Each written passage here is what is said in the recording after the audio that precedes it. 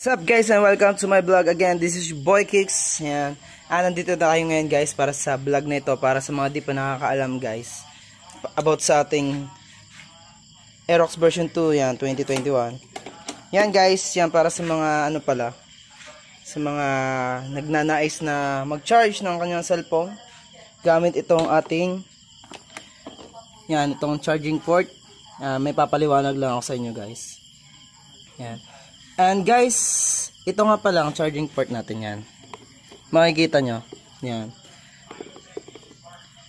Parang sa kotse siya guys. And lalagyan natin siya ng adapter na pang charger. And may papaliwanag ako sa inyo mamaya din dyan.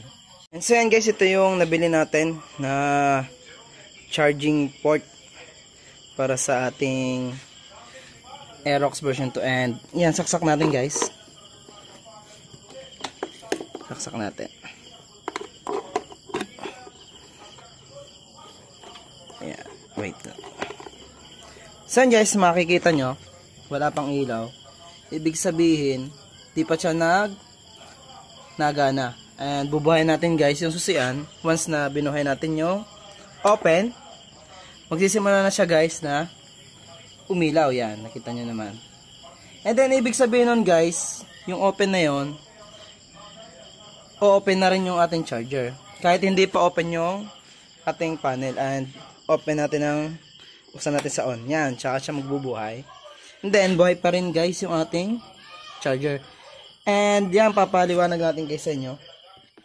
Natin pala ito, saksak na natin. And tatry natin. Yan. Yan guys, nakasaksak na. And then, doon sa vlog natin guys, meron nga palang binili na cellphone holder.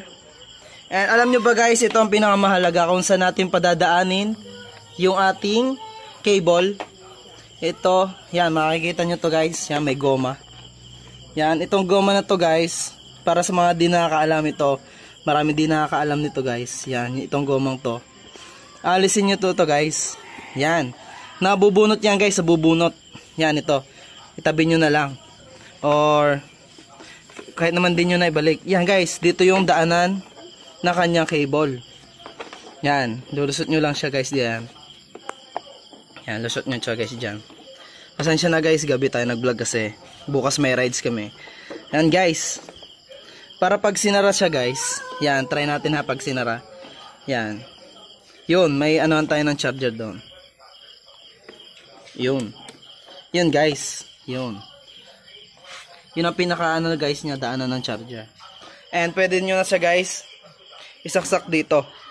Na yan, naggagana yan guys ang pagcha-charge. Habang nagra-rides kayo at para po sa mga delivery dyan, nagdi-deliver. Pwede rin guys yan habang naka-charge, nakasaksak. Yan, kahit din nyo na guys ilusot dito. Pwede naman dito sa gilid. Yan, nakaganyan lang guys. Tapos sasara nyo na lang. Yan, wala siya guys naiipit, hindi siya naiipit, hindi naiipit yung ating mga kable. And iwas sira yan, tanyo naman guys. Yan, hindi siya guys naiipit. Yun. And safe na safe guys yung mga kable nyo. Tsaka sabi dun sa ibang vlog guys na kailangan pa daw butasan. Hindi gagawa guys si Yamaha ng need nilang butasan yan. Yan, may talagang goma sila dito, may daanan sa jaya ng charging cable. Yan. And so yan guys, maraming salamat at sana natuto kayo at may nalaman kayo sa vlog ko. And thank you so much for watching. Don't forget to subscribe. Yan, Moto Kicks. Don't forget din na i-share nyo yung video ko para sa malaman din ng iba. And like nyo na din guys. God bless and ride safe tayo lagi.